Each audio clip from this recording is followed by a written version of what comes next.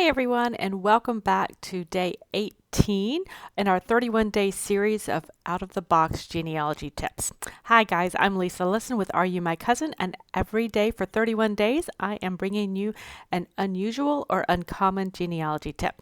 We are up to day 18, and today we are talking about those non-population schedules when they took the census records. So from 1850 to 1880, you'll have your regular, obviously, your regular population census, but they also created these non-population schedules where they gathered additional type of information on specific areas of the population.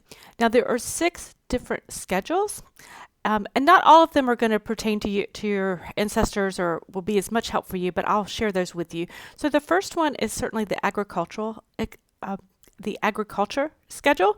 That is a wonderful schedule. If your ancestor was a farmer, you definitely want to check that schedule for your ancestor. You can learn a lot about the farm that he owned or ran, how much land he had, and how many cows and how many pigs, and what kinds of trees he grew and what kind of crops, that kind of thing on the agricultural schedule.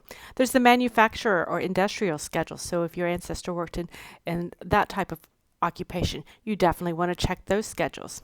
There's also one called, and this is I want to preface this is the term that the census takers use. This is certainly not my term. Unfortunately, it is not what we would use today. It is the DDD schedule, or the defective, dependent, and delinquent schedule.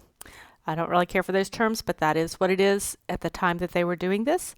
So those are a nice place to look for your ancestors should they have had perhaps a type of handicap or something of that nature. You might want to check on the DDD schedule for them. There's also the mortality schedule. We've talked about those previously.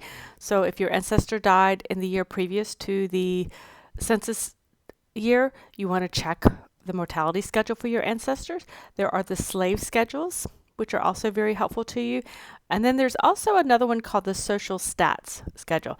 That one's really not going to be that beneficial to you as a genealogy researcher. It's a lot of stats, and you can sometimes get some social history. But guys, to be honest, I don't actually look at that one. But I did want to include that as part of, so you would have the complete list. So I would encourage you today to take a look at those non-population schedules for your ancestors. Okay, guys, that's it. I hope you'll join us for our next tip, day 19, coming up tomorrow.